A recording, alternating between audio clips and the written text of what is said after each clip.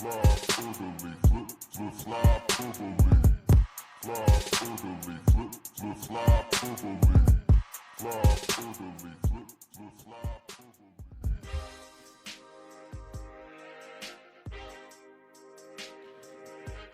Folks, Quigley's back from assignment. We subbed in Ryan last week. I'm so back, bitches. Great Mother's Day for me, Ryan. Yeah, Excellent. I had a great Mother's Day, and my mom did too. But I also had a great Mother's Day, so I just feel like that should be. I just feel like that should be announced. That's where I was last week. I drove down to my hometown of Richmond, Virginia, and spent the time with me, mama, and we had a backyard barbecue with no condiments, no mustard, no ketchup, just straight up raw ass glizzies, Steve, just the way I like it. Wait. There weren't even options though. Like, it's okay if that's your choice. But there were no options for condiments. I didn't see them. And now, granted, here's another hot take. Well, I guess this is the only hot take of the show so far, but there's going to be lots to come, I think. There's going to be quite a few. I don't put really condiments on my hot dogs anyway. So listen, Steve, I love taking it raw. That's just how it is. So, baby, he likes it raw. Yeah. I was gone for 1 week and I came back with my microphone. And now I'm all jazzed up because I don't sound like dog shit. And so now I'm just ready to roll. And also I just had a Celsius. I just like chugged one. So I'm kind of like ready to go. It is 6:25 at the time that it is currently right now as we're recording. So I'm going to be up late, but I had that Celsius. And look, I got to do what I got to do for the listeners. It's all about the listeners at the end of the day. I'm having the opposite right now. I'm sipping a decaf green tea with honey and just being responsible for the old pipes. I love, if I'm going to drink tea, and tea is very good for the vocals here, green tea is my preferred go-to right there. I do love some green tea, some honey, really lubricate the old vocal cords right there. But yeah, I'm glad you had a nice Mother's Day. My mother passed many years ago at this point. So I took the day and just enjoyed a movie completely by myself. And you know what? I know that sounds sad to some people. I loved it because I could just focus in, and I just got myself a big old soda, a big old popcorn, a big old candy, and just sat there and I sat center. And guess what? There were 5 other people in the theater. Nobody sat near me. I didn't have to deal with any weird comments, any weird smells, none of that shit. It was glorious. It was great. That's a blissful thing that I didn't realize until honestly only a few years ago. So I used to have, and I still am battling this a little bit. I still have this phobia of going out and doing things by myself. It's weird. That's something I'm working on in therapy. So my therapist actually told me I did, she triple dogged dare me to go to the bar by myself. And that's a tough one. I've done the bar by myself, and I've had difficulty with that. I used to go to, when I lived in Manayunk, I would go to Lucky's Last Chance, which is maybe my favorite bar on Main Street right there. It's killer burgers at that place. Amazing beer selection all the time, and top-notch glizzy menu as well for you hot dog lovers.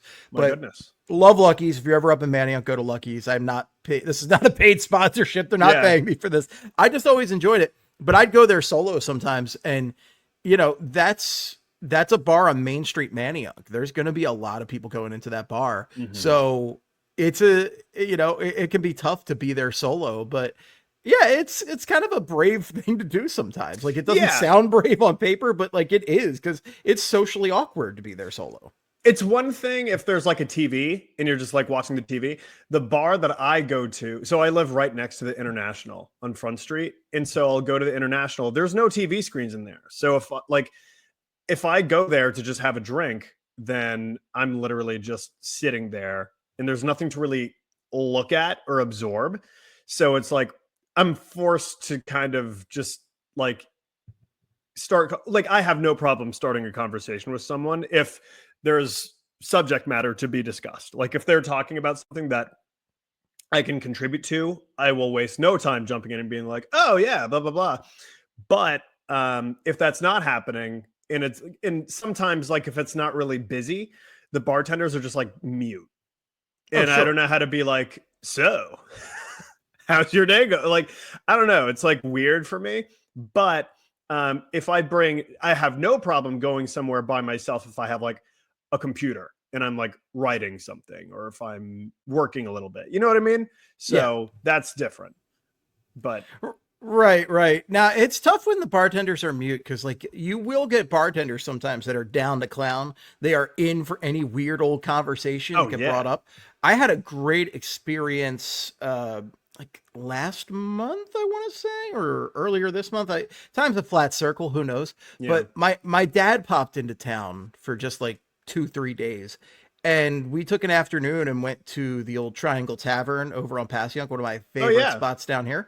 And we took in an afternoon Phil's game, and dude, we had a blast. And the bartender was talking Phil's with us the whole time. I Mhm. actually talked Flyers with the bartender at one point too, because I overheard him talking with another guy, and I heard some Flyer stuff, and I'm like, hey, I know a thing. Or I happen to be an expert on the Philadelphia Flyers, something of an expert on the Flyers myself.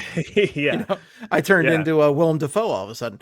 But yeah, I was like, that was a great experience. The Yeah. Triangle generally has like very chill bartenders who can hold a Mm-hmm. conversation, but that is not always the case. And it is definitely a struggle to be there and deal with kind of the social awkwardness when you don't have it. So I'm proud of you for trying it out, Yeah. bud. Well, I will say, like, so I also live across the street from Evil Genius too. So I go to Evil Genius. Like, I've gone there a couple times and just had, a couple drinks by myself. And the bartender that I've had both times was just cool as fuck. He was great. And we even talked a little bit of Flyers. So that was cool. But like, yeah, it's interesting because like I feel less weird getting a beer by myself at Evil Genius than the International. I think it's because like the International is like it's like fancier, I Yeah. guess. You know what Yeah. I mean? I So like, 100% feel you there. yeah, yeah. Yeah. No, Evil If it's Genius like a has, dive bar, I'm like, what? Who gives a fuck? You know that's what I what mean? dive bars are for. The triangle's not quite a dive, but it's got some divey elements. So Yeah. like it's like similar vibes like that. Mhm. Evil Genius has some great laid back vibes. I always have a good time when I'm in there, and I can totally see. And there's something about a beer that's just that much more casual Right. than a Yeah. cocktail as well. Mhm. There, if a bartender's into it, like one of my best friends who now lives in Canada, when he lived down here, he worked at a Mexican place in media. I'd go there all the time and I'd get like cocktails from him and I'd, Mhm. give him like feedback on stuff. But we were also like, we're friends from high school. So that's different. Yeah. But, sometimes you'll get cool bartenders who will like ask for your feedback on stuff and, see what you're liking and everything. Mhm. But sometimes they don't give a shit. They just want to Right. stay professional. Yeah. And Yeah. I respect both, but it's tough when you're there solo. Yeah. Well, what brings up this conversation is you mentioned going to the movies by yourself. It took me until a few years ago to realize just how incredible going to the movies alone really is for the exact reasons you just said. You go by yourself. You don't have to sit near anyone. You don't have to look at anyone. You don't have to talk to anyone. No one else exists. You go in there with your popcorn, your snack. I always smuggle in a little box of the classic sweet tarts. Personally, that's my go-to for a movie Good call. movie right there, watching yeah. experience. And then I get the tall boy of like the fountain Coca-Cola. Dog, I down all that shit and I just enjoy the movie. It's incredible. And like, I don't see a lot of movies, but I should see more because it's such a fun experience going in there like solo and just, having the time of your life. So yeah, We it's can go very nice. together and sit 10 seats apart. Steve, I would gladly do it. I really would. Because like, what's the point? What's the point of sitting next to each other? Like, I mean, obviously like bonding, but like aside from that, you're not talking to each other during the movie. And if you are, shut the fuck up. Shut We're the fuck watching a up. movie. We have Yeah. shit to watch. Yeah. I will allow some shit talking during the previews, especially if it's an egregiously Yeah, I bad looking agree. preview. But Mhm. once the movie starts, shut the fuck up. Mhm. Yeah, I saw Thunderbolts by myself. It was great. My favorite movie going experience of all time. But I've seen some great ones with Emily. Emily and I see movies all the time together, and it's fantastic. That's one of the things I love about her. But my favorite movie going experience of all time was I saw Kill Bill Volume 1 Oh. by myself with mall Chinese food that I smuggled in. So Oh I had my God. a giant styrofoam container of bourbon chicken and pork fried rice. How did you smuggle it in? I just put it in my backpack and nobody gave a shit. Didn't It it was like great. get tossed around and spill Oh, and no. shit? Oh no, I was very careful about the placement. Not a single kernel of rice spilled. It was you know, they would have been very proud of it. The characters in Kill Bill Volume 2, I think about how little rice I spilled in that. But yeah, dude, I smuggled it in and I sat there happy as a pig in shit eating my bourbon chicken and watching Kill Bill Volume 1. Just what a great, it was the middle of a weekday, you know, same situation where there's like maybe a handful of people there besides me. Great time. Have you seen the videos online, maybe like TikToks or like Instagram reels of people just bringing in, like smuggling in the most unhinged shit to the movie theater? Like I saw this one video of this guy. It was like clearly like staged, but like the smuggling of the food was not staged at all. It was like this dude and his girlfriend or something. And she had like this, you know, this like pretty big, bulky purse, which like it's a purse. No one's really going to like look twice at it, but No. she somehow smuggled in like wine glasses, like a medium-sized pizza, like a shitload of stuff. And I was just like, how did she do this? And I love stuff because it's like, that's just fun, like mischief. You know what I mean? Yeah, like yeah. it's like, why? Like it's one, I've never understood the whole thing of like, you're not allowed to bring outside food into the movie theater. And it's just like, shut the fuck up. And it's fun to, you know, finagle around that rule. It definitely is. That's why smuggling the Chinese food in felt so good. It felt great. Yeah. And like I've done Taco Bell before. I've done Wendy's. I've done a lot of different stuff. So yeah, I like smuggling some stuff in. This time I did not smuggle anything in, and it was perfectly cromulent because I just was in there for a good time. And I greatly enjoyed myself. And yeah, man, that was a good time right there. And if we switch gears over to our Philadelphia Flyers right now, we're recording this, as Quigley said, on Tuesday night, 6:35 p.m. And we are decidedly having a mixed time right now. I don't know if I would say we're not having a great time with some news that is floating around right now about the Flyers. I'm not particularly having a good time with it. I hope it's not true, but we've been discussing this a lot in the past few weeks about who is going to be the next head coach of your Philadelphia Hockey Flyers. And the rumors have gone back and forth on who it's going to be as far as Rick Tocchet goes. You know, you've heard that he's the front runner at different times. You've heard that he might go back to TV, blah, blah, blah.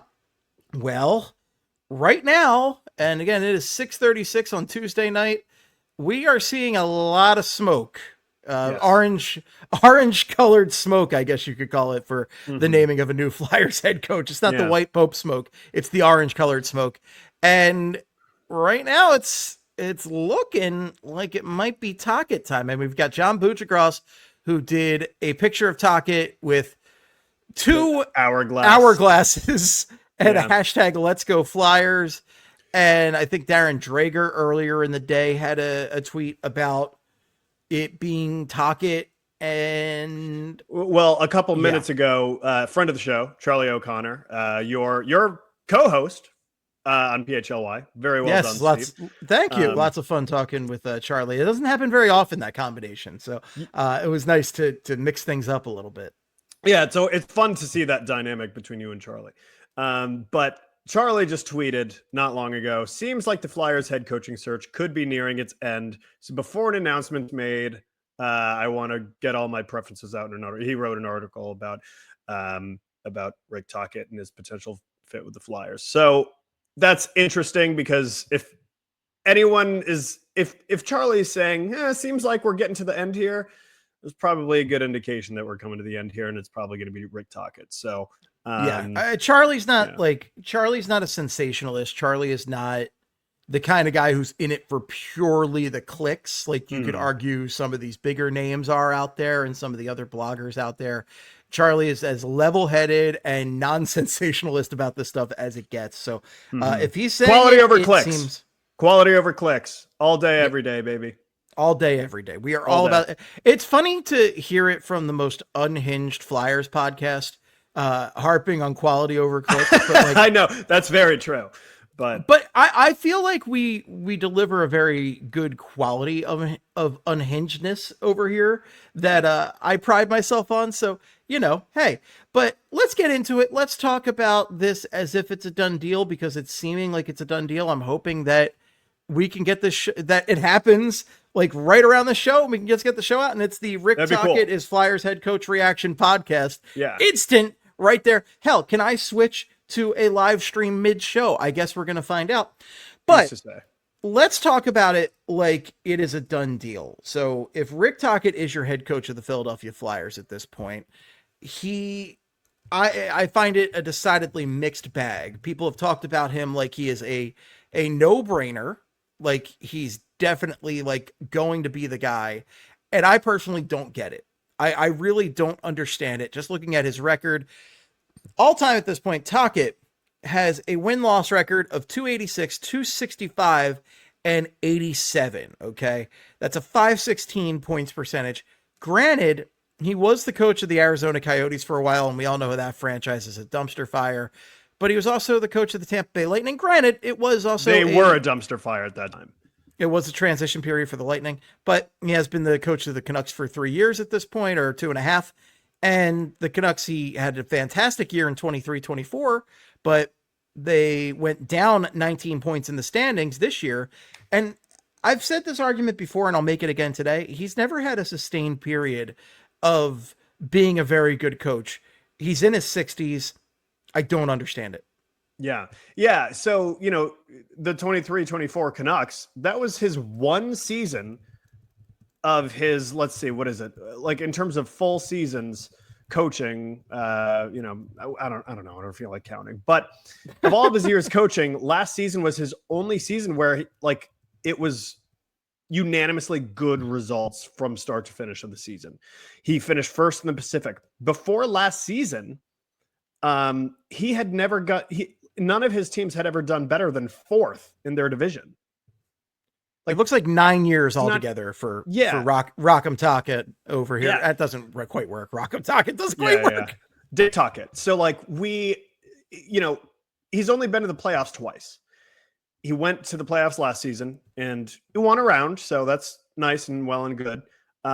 He also went to the playoffs in 2019-20, which was that weird year where the COVID started and then there was the bubble. And then honestly, they shouldn't have under normal circumstances, they probably wouldn't have even made the playoffs, but they did. There was the play-in round and all that. So it was weird, but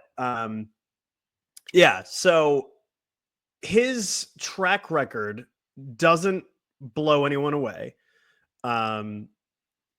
There's this belief that he's this incredible coach, which he might be, but all we've seen from him is that, on Tampa, when he coached Tampa, the results were not there. When he was with Arizona, the results were not there. Now, granted, that was Arizona. They got relocated to Utah for a reason. It was a trash organization.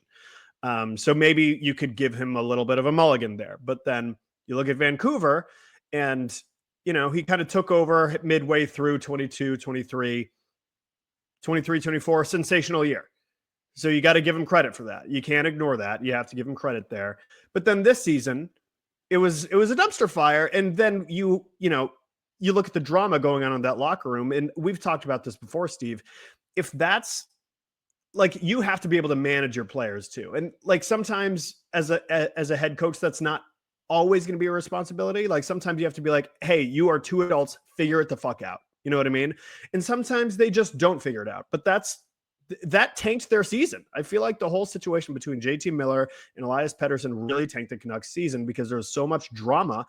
And I don't know. It just seems like this season, the Canucks, things really got away from them this year. And if he's as good a coach as people think he is, wouldn't he have been able to keep the team focused on the prize? And right. That didn't happen. Why couldn't he make things work between JT Miller and Elias Pettersson, who Miller had the best success of his entire career on that squad? And the coach has to figure that out. He has to make it work with those guys. And I think that's a major flaw that he didn't make that work. I don't understand this. I don't understand why they're acting like they're getting Mike Sullivan, getting him. And granted, we haven't seen the quotes from Danny Briere at this point. We don't even know that it's official. It seems really official, and we're treating it like it's official. But right now, yeah.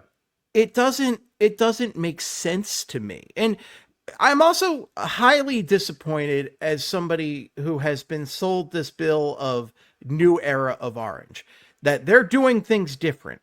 And for the most part, I believe them. You know, I really have liked a lot of the direction that Danny Briere has done, cleaning house, taking this team in a new direction. And what could be lazier? What could be more of a step back to same old Flyers than to hire a notable Flyers alumni as your head coach? You know, it's just such a friggin' like, hey, here's more of the same old that you've always gotten. We have so many Flyers alumni throughout. And look, I like all the guys in there, right? But it just feels lazy, and it feels like something that they shouldn't be doing. Let's try something new. Let's try Brad Shaw. Let's try Jay Woodcroft. You know, there are names out there. Firschweiler. There are names out there that are new and exciting and different, and this is not it. Yeah, it's such a Flyers move. That's what everyone's going to say when they inevitably announce him as the head coach. Like, it's such a Flyers thing to just bring in a former Flyer, make him the head coach.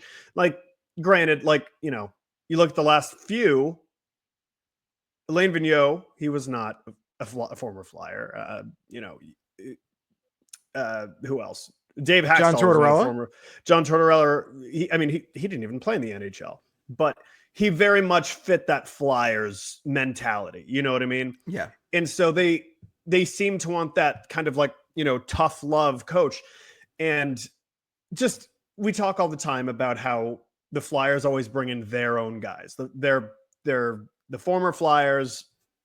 It always seems like they always come back in one way, shape, or form. Keith Jones, he's the president of hockey ops. Danny Briere, he's the GM. I mean, you look at historically the head coaches. I mean, Bob Clark, he was the head coach. Paul Holmgren, he was the GM. Craig Berube, he was the head coach. Like, it's just, it's a little bit ridiculous that it really is just kind of like time repeating itself. And it really just does seem unimaginative. You know what I mean? You would like to see them say, you know what, we like Tocchet, but I feel like Pat Firschweiler could be a really good addition. Or, you know what, let's see what we got already in Brad Shaw, you know? And it leaves a lot to be desired. I feel like this hire, you know? And again, we don't know that this is actually happening, but there's a lot of smoke. And I feel like we can start seeing a little bit of embers over the tree line. You know what I mean? So it definitely seems like this is happening. So I'm just going to go ahead and say this hire that is probably going to happen, it leaves a lot to be desired. And it's just a little bit disappointing. Now, I do want to say this, Steve. All that being said, what if he actually is good? We have to ask that question. Because the Vancouver Canucks last season, part of the reason why they didn't advance further in the playoffs was because Thatcher Demko died. So, like, he got hurt, and that screwed everything up for them. It makes you wonder, like, you know, what could have happened? What could have happened with the Canucks last year? And I don't know. I think that's an interesting thing to think about. And, like, that was his first time with an or with the franchise that wasn't completely going through either a huge rebuild or just plagued by ineptitude. Turns out that this season the Canucks were plagued by ineptitude, but before that, they seemed like they were on the up and up a little bit. So I don't know. It makes you wonder what if you have to ask the question, what if it works out? Not going through a major rebuild or plagued by ineptitude, and he comes to the Philadelphia Flyers. Exactly. I know. Oh my God. Sounds crazy. But, like, my God. Like, let me say this. I'm hoping they're no longer plagued by ineptitude, but it was just like 2 years ago that you could absolutely define this franchise as plagued by ineptitude. Yes. And it's 100% right in the smack dab middle of the rebuild right now. So, like, maybe they're hiring him for his expertise in the matter, because it sure sounds like he's an expert. I'm willing to give him a chance. I'm not thrilled about this. It's not as bad as if they hired, like, I don't know. John Tortorella back, Elaine Vigneault back, Dave Hackstall back. All the guys that are bad are guys that have done it before. Dan Bilsma, I would have been pissed if that was the case. Oh, that would have been insane if they got Dan Bilsma. Yeah. Like I don't know. I don't even know some of the other terrible options, but this is not, I'm not optimistic about it. I don't feel good about it because it just feels like the laziest, most obvious jackass Flyers choice possible. I want them to prove me wrong. Okay. I am willing to be proven wrong. I would like this new era of orange to friggin' start already. Be a new era of orange. Like you're marketing it that way. Be it. Like, you're talking like it feels like the old era of orange. It feels exactly like the old era. I'm willing to give them a chance. I want it to work out because I want to watch good Flyers hockey. Yeah. I want to see a goddamn playoff game in the no longer Wells Fargo Center, the Xfinity Mobile Arena, whatever the hell it's called. The Xbox. The Xbox, where the place where the ice sport happens and the orange and black team plays. I would like to see a playoff game in that building again that the Flyers are participating in. Okay. I desperately need to see that. And if this is the guy to take them, if they feel strongly about it, I guess I'm on board. Yeah. As of right now, I do not like this move. My expectations are not high. I'm not expecting pomp and circumstance. I'm not expecting this drastic turnaround where all of a sudden they're this very good competitive hockey team. That's not in the wheelhouse. But I think the point I was trying to make is I also can't act like that's not a possibility either. You know what I mean? Because we have seen him coach a good hockey team to a playoff series win. Like we saw that happen last season, like less than a year ago. So that's something that we have to consider going into this. But and this is not to, persuade you into saying, oh, I don't know, Steve, I think you should be on board with Rick Tocchet. Like, not at all, because we both feel the same way. It's unimaginative. And you gotta have a devil's advocate in these conversations. And like, yeah. To be completely honest, like, it's not the worst thing. Like, I'm not like pissed about this. Like, I'm annoyed. It's annoying. This isn't pissed. This isn't me like going like, fuck. If you want to see me pissed, listen back to episodes from like a couple years back when they brought on Tony D'Angelo. Then you'll hear me pissed. Okay. This ain't pissed. This is annoyed. I think this is an annoying move because it just invites same old Flyers. It just feels same old Flyers. It's just like, it just feels like lazy and unimaginative, and it does not feel like we're progressing. And I'm ready to be proven wrong. I got a Rick Tocchet jersey. Granted, I just bought it like 3 months ago and it doesn't fit me, but like I got one upstairs. He's a great all-time Flyer and he's had good seasons. So there's a chance he doesn't seem like the least progressive choice, but I was ready to try something new. Yeah. And well, that's another thing I want to bring up here. You mentioned wanting to try something new. Rick Tocchet isn't like this new kid on the block. He's 60 plus years old. I think he's 60. We've talked about this. We had the argument about how I think he looks a little bit younger than he actually is. I stand by that, Steve. I think he looks like a freshly turned 57-year-old. Boy. But 4 years younger. I'm just telling you. But it's not like he's this young spring chicken coaching candidate, like he's been around the block and he is like, does he fit the Flyers time? Like, I don't feel like he fits the timeline. Well, and here's the thing also, like you also have to ask the question, does any coach fit the timeline? Because most coaches in the NHL last 3 years max. So like, dude, that's the other thing is like, they can't stick with anybody. Like we're having this conversation every 3 years. It feels like in 3 years, we're going to be wondering who's going to be taking over after Rick Tocchet. Like I can tell you right now, like that's why I kind of liked Brad Shaw in the role because it's like, give him a chance. But like, if we got to part with him in 2 years, 3 years, like who gives a shit? Because like, that's what will annoy me is if they go out, they hire Tocchet. And they're going to pay him a lot of money. He wants to get paid a lot of money. I don't give a shit about the money because it ain't my money. It doesn't matter. It's Comcast. It's Comcast money, and they have some of the deepest pockets in the league, right? Which is going to be an advantage for them as the cap goes up. But we're talking today, like they can afford to hire Rick Tocchet, but like it's going to be something that's talked about. They're gonna if they fire Tocchet, but I don't care. Yeah, it's just it's going to be a shame if they hire Tocchet and Tockett's like, listen, Bradshaw seems cool, but like I would prefer to hire my people to be my assistant coaches, because now they're losing Bradshaw. And I feel like Bradshaw is has been a valuable part of the coaching staff.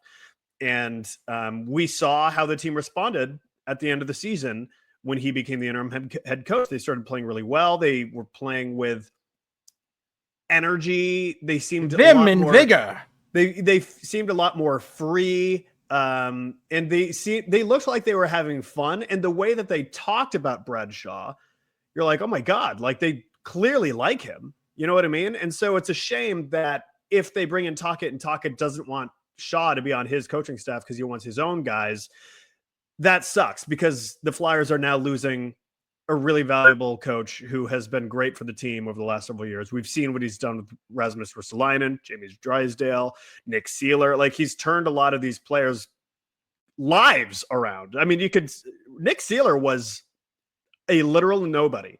Joins the Flyers with Bradshaw, and then all of a sudden, boom, he's this. I mean, great. It's not like he's this number one defenseman, not even close, but he's like a no doubt about it, pretty solid third pair defenseman.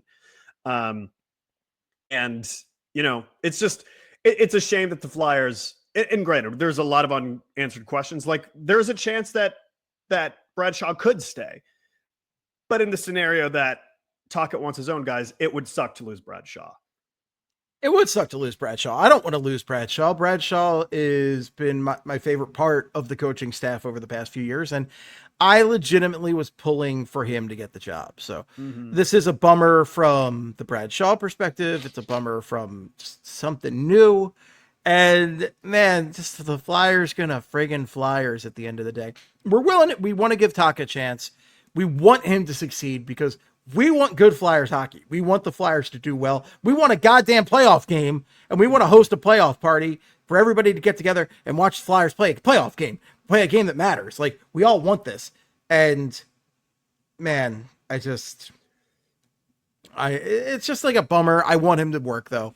So we're going to keep our minds open, but I'm not a fan. I will say this, Steve. What's really cool about Rick Tocchet being the head coach of the Flyers is, does he become the number one head coach? Well, I guess he doesn't become, because he has been the head coach in the NHL. Is he the most badass head coach in the NHL? Like, is he the head coach in the NHL that you would least want to fight? Without looking at the other ones, probably, because he's one of the only ones. Him and Berube. Well, I think he's got. Oh yeah. That's a brawl right there between the two of them. That'd be great. I think Rick Tocchet has the all-time most penalty minutes for a Flyer, I want to say. Did they ever fight, Berube and Tocchet? I will look it up on Hockey Fights right there. I will check that out, but it's a real possibility because they were the same era right there. They were teammates, but they also were on many, like, I feel like Tocchet played for half the league. Yeah. Berube played for his fair share of teams too. Let's see. We're going to see. Berube was on the Caps. Tocchet was on the Penguins. And I don't know, it makes you wonder. Oh, wow. There's a lot of fight cards to go through here. Yeah. Oh, interesting. Okay. Yeah. I mean, Rick Tocchet got into a lot of fights, man. Right. It's just like, I thought you were saying there were a lot of fight cards between the two of them. And I was like, oh, wow. Okay. But no. Yeah. Just in general. I'm just on Hockey Reference looking at Tocchet because I feel like Tocchet might have less than Berube, but I could be just looking in the wrong way here. Right. But holy crap. Yeah. Well, so Steve, something that's interesting to think about is, how do you think Rick Tocchet will jive with Matvei Mishkov, who, by the way, got into a little something on vacation. Reportedly. Reportedly. Rumors would say. Yeah. There's a rumor going around that apparently Mishkov was involved in a car accident while on vacation. The car was rented in his name, and he was not driving the car. And apparently there was some partying involved. So sounds like nothing horrific. And if that's all true and he's fine, then that's hilarious. Honestly, I love it. But let's hope he's staying out of trouble for the most part. That would be cool. Yeah, especially given that the Flyers have a bad history with star players and automotive accidents. We would really like that nothing bad happens to him there. So, yeah, Matt Vey, be careful, dude. I don't know what's going on. Please enjoy your youth, but also chill. We need Stick to grabbing cops' butts. I don't do that either. I think you should. That was hilarious, but don't do it. I wouldn't recommend it. What's the worst that can happen? Actually, well, nowadays, I wouldn't. Yeah, I wouldn't. Yeah, I would not do it. Yeah. Well, that's the big question about Tocchet, right? Is like, what is his relationship with some of these younger guys going to be? Because like that was one of the big problems with Tortorella, was his relationship with some of the younger players. I mean, Mishkov expressed some admiration for Tortorella's style at the end of the day. And I still think that's because Mishkov is Russian. So I imagine whatever Torch threw at him was not anything worse than what he's already seen. Right? Yeah. Like, yeah, okay, it's Siberia or Tortorella. I'll take Tortorella over that all day.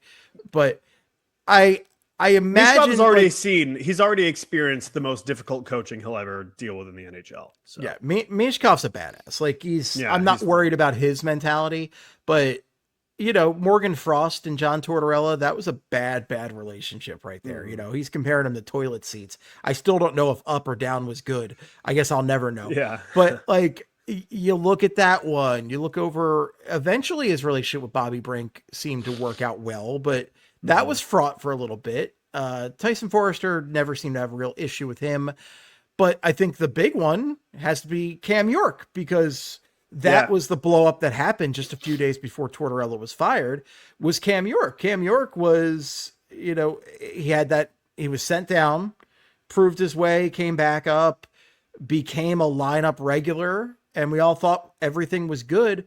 And then they had some sort of altercation in Toronto and a few days before Tortorella was fired, and it went over the line. It went over the line to the point where the Flyers had to bench Cam York for the night. And because they couldn't actually put him in the press box because of like roster limitations, he had to sit there on the bench all night. One of the most ridiculous things I've ever seen. Which is really funny. It's really, really funny. But it also is a little, it's concerning. Not, you know, it was concerning obviously enough for Tortorella to get fired. There was also other stuff going on, I'm sure, but like that was definitely a factor. But it's also concerning for Cam York moving forward. If Cam York would get that upset and not remain professional enough to deal with his head coach in the appropriate fashion and get into some sort of altercation with him. And granted, a lot of that Tortorella's got to diffuse that. Tortorella's got to be the adult in the room, but you can't do whatever Cam York did, I imagine. Yeah. Torts is not a normal head coach, so I'm actually willing to give Cam York a little bit of leash here. But yeah, no, I agree with you. But, you know, I do kind of wonder, and granted, Tocchet is not Torts. They are very different. I do feel like Tocchet is he's more of a, I would say a player's, like that's what everyone kind of throws around. He's more of like a player's coach, which is good. Like, I do like that. And they need that after Tortorella. They need a player's coach after Tortorella, I think. Tocchet, and we've seen how he is on TNT, right? Like we've seen how he is on broadcasting during the pregame for TNT. He's the kind of coach who like he can give you shit as a player, and you can dish it right back as a player, and like he'll take it. Like you can fuck around with him, I feel like. And you can give it back to him and he'll give it back to you. It's kind of like it seems like it's like fun, like poking fun at each other. Like a subtle, like a little coach to roast ratio or something like that. You know what I mean? Where it's you're roasting each other, and that's kind of the way he jokes with his players. I like that dynamic. That's what seems to be his vibe as a coach. You've talked me into it a little bit more. I'll be honest. Yeah. Like, I feel better about this right now than I did 40 minutes ago. So Yeah. I will give you credit, my friend. You've talked me down a little bit. Well, listen, but you're still valid though. Like, you're still Yeah. valid to not be over the moon about this hire because, like, again, the results aren't there. There's nothing from his past that signifies that he will take this team to the Stanley Cup one day.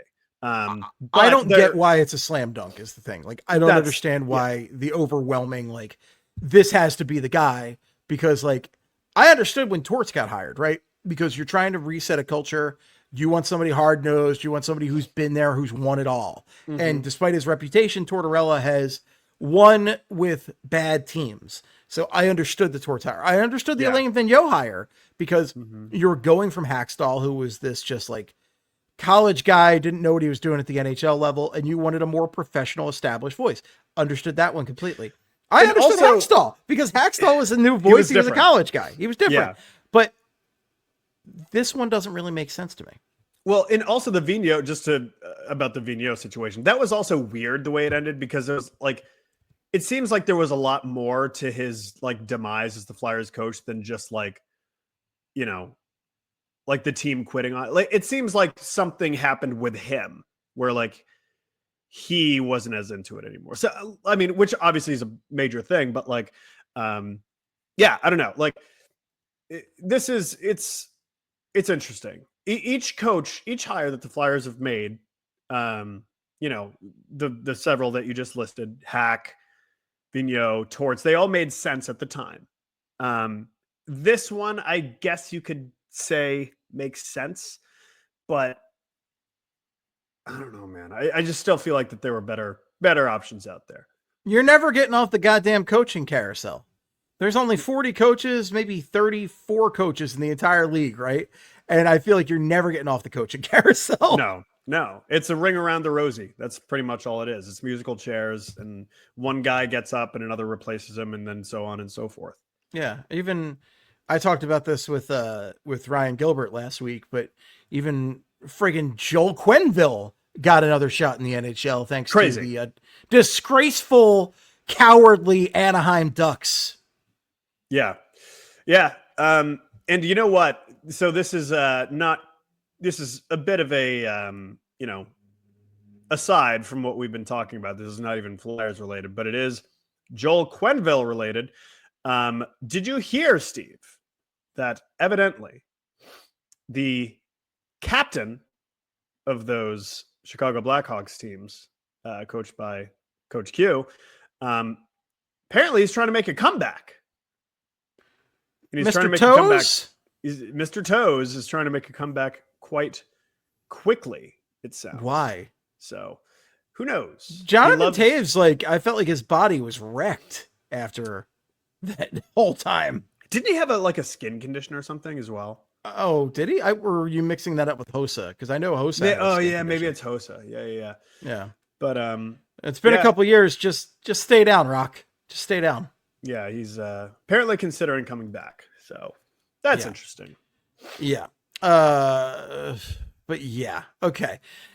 So I do have a fun little tidbit here.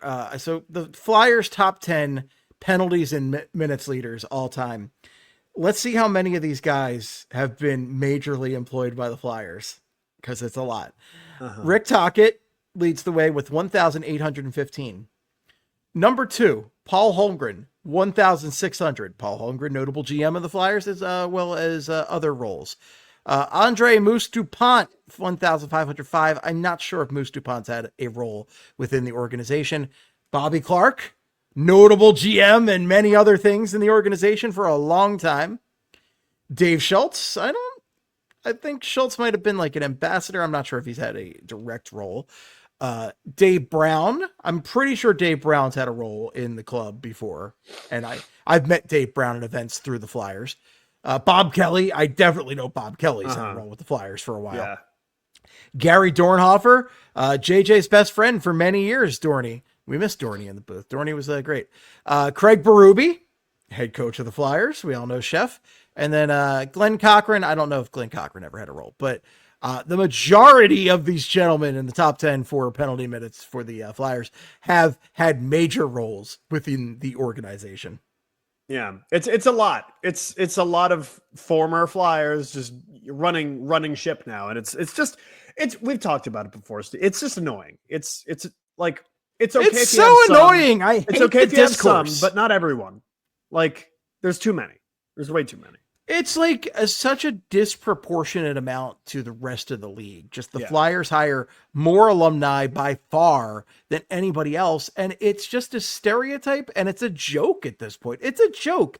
There are other people who have played hockey that you can hire for your team besides the Flyers. And that was always a great thing with Ed Snyder, was that Mr. Snyder takes care of his guys, right?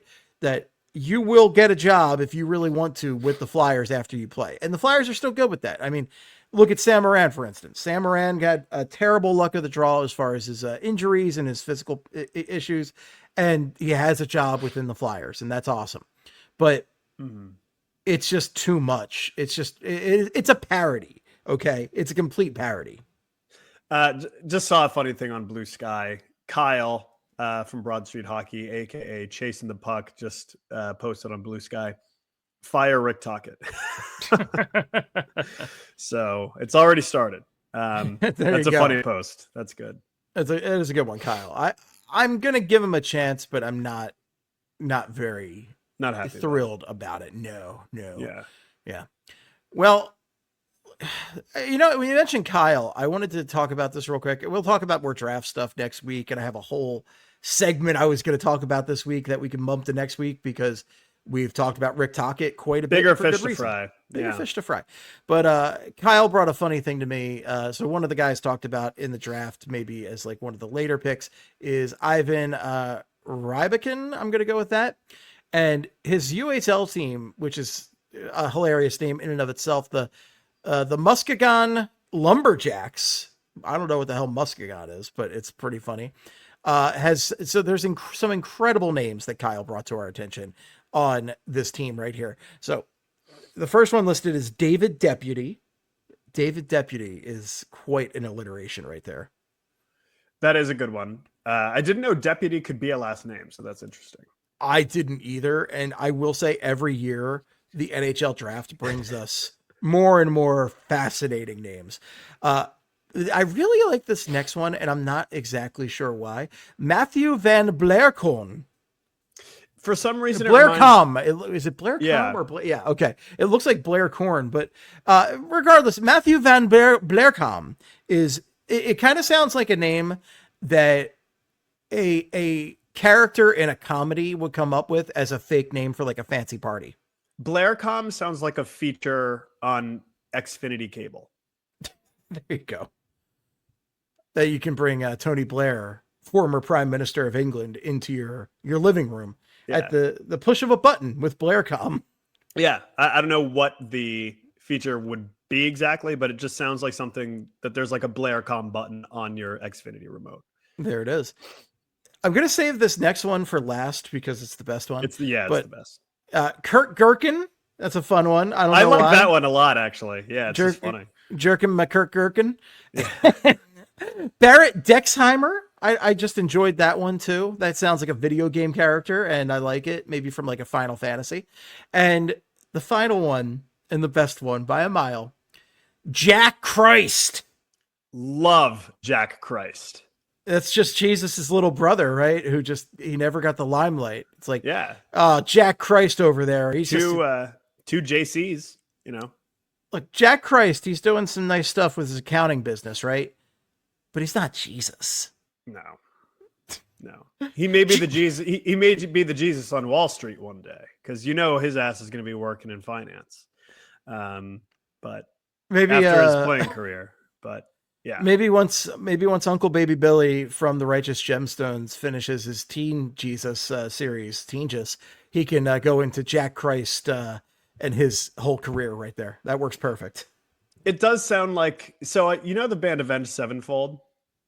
Yes. So a lot of the all the band members have different names or whatever, like stage names or whatever.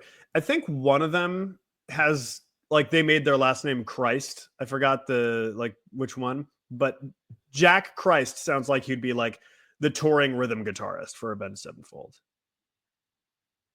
Okay, nice.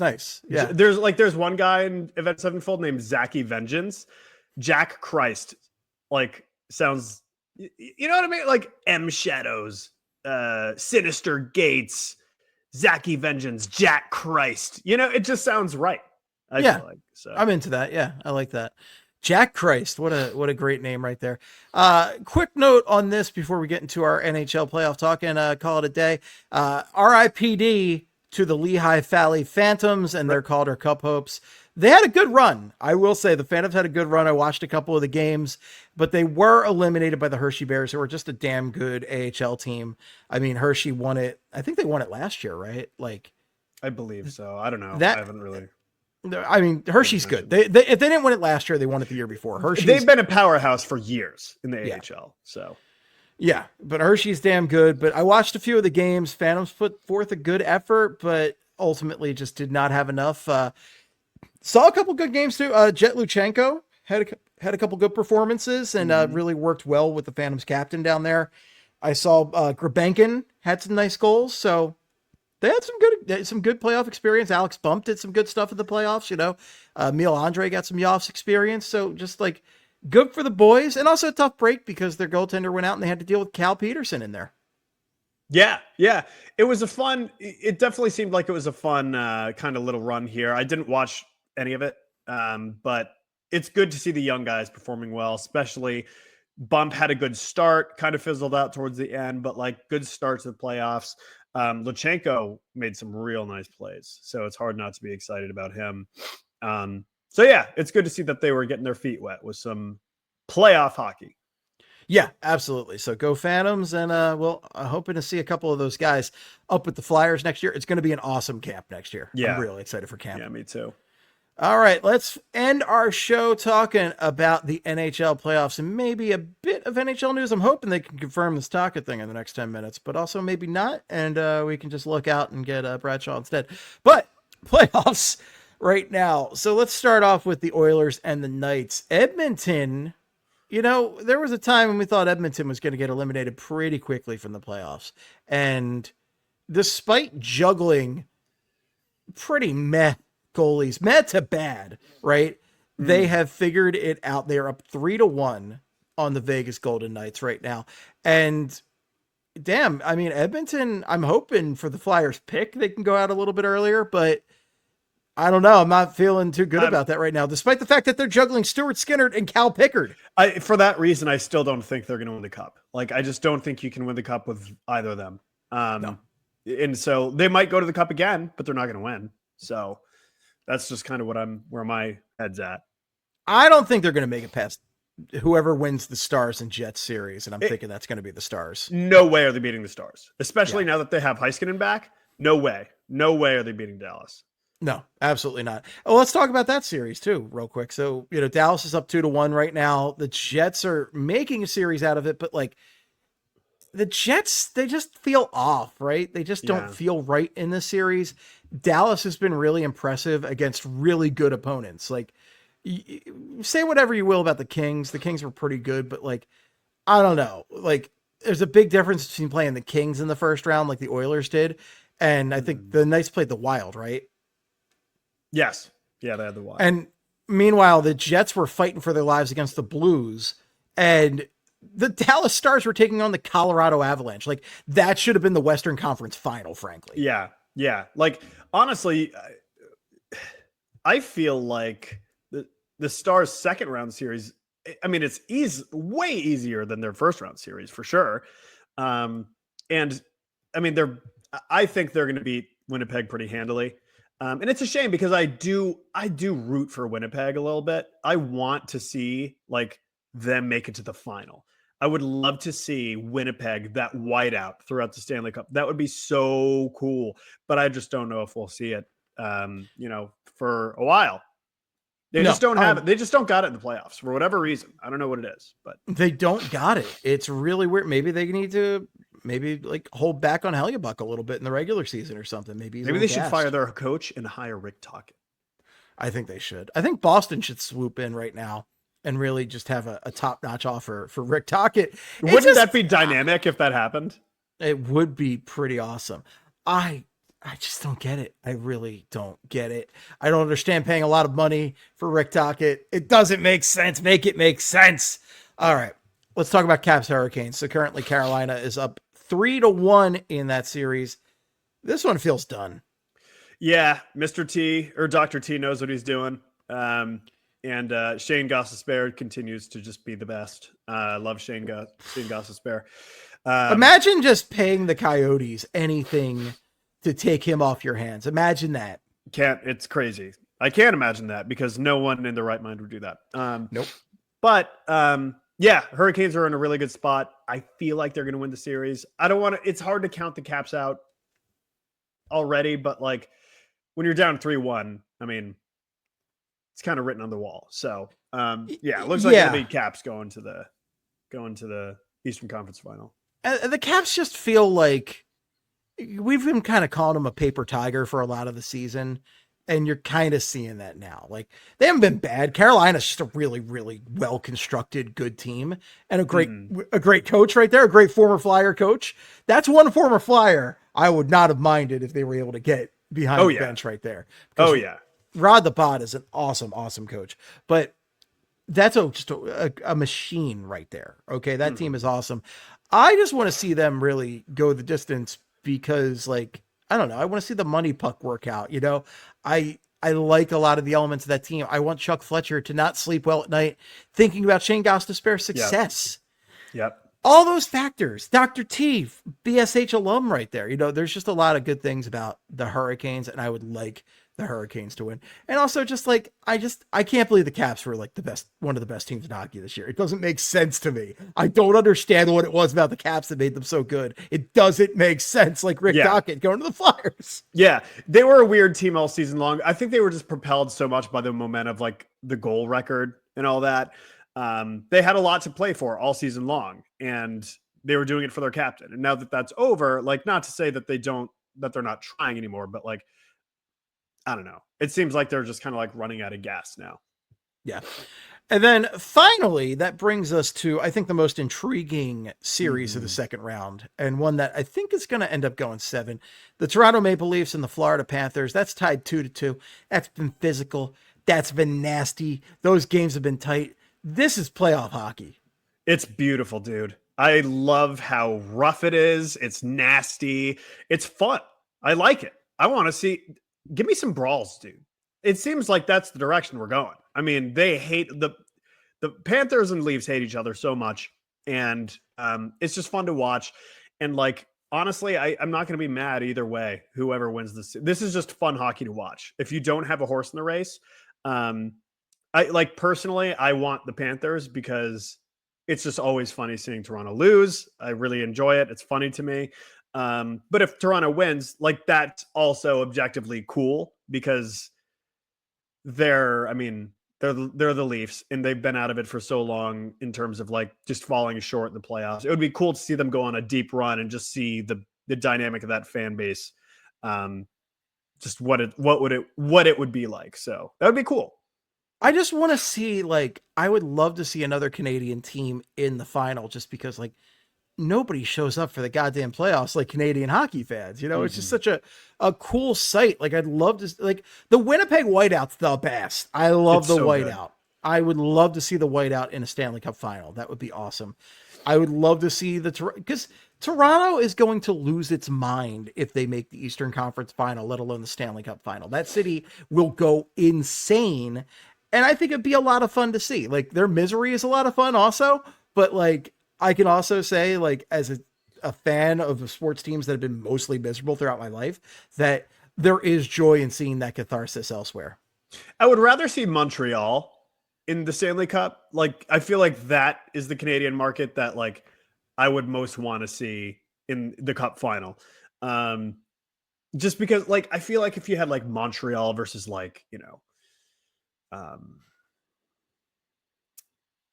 Just pick a Western Conference team. Yeah, like I'm trying to think of like a good.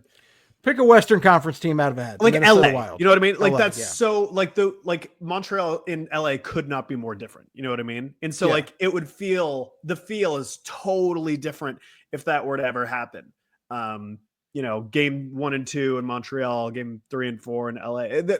Just think that would be a cool dynamic. So yeah.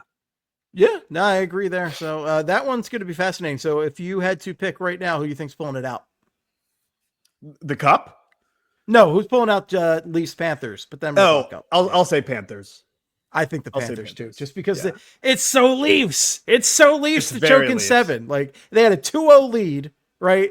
And then they lost that overtime game, and that just they're gonna look back at that overtime game and just be like, God damn it! Like exactly, that's the one.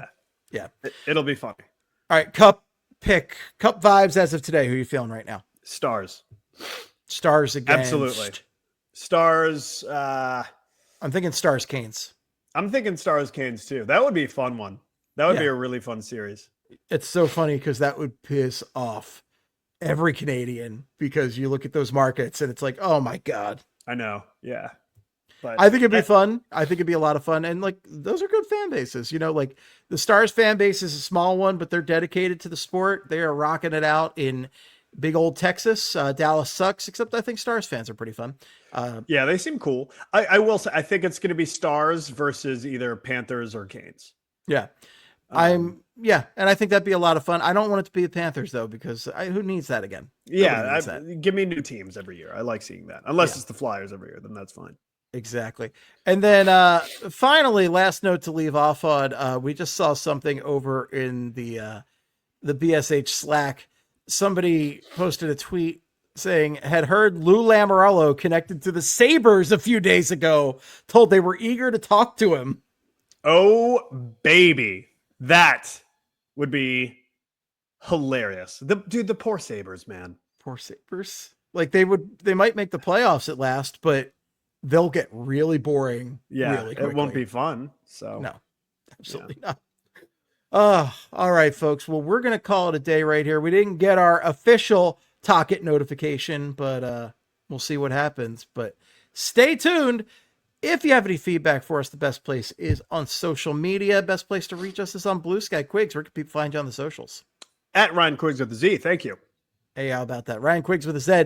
You can find me at Flyperbole or at Esteban. If it's for hockey purposes, make it Flyperbole. It's Flyperbole on Blue Sky. It's Flyperbole on TikTok. It's Flyperbole over on Instagram. So check all of those out. Follow Broad Street Hockey on all that stuff. And hey, if you're watching this on YouTube, give us a little like. Give us a little like, hey? And subscribe, all that stuff. If you're listening on a Spotify, Apple Podcast, Audio Trough, whatever the hell you might be listening on, be sure to give a little 5-star rating, please, and thank you. Thank you very much. All right, folks, we are going to head on out of here. Thanks so much for listening. And until next time, in the words of the great Gene Hart, good night and good hockey. Wow, wow, wow, wow. Wow, wow. Wow, wow, wow, wow. Oh, wow, wow, wow.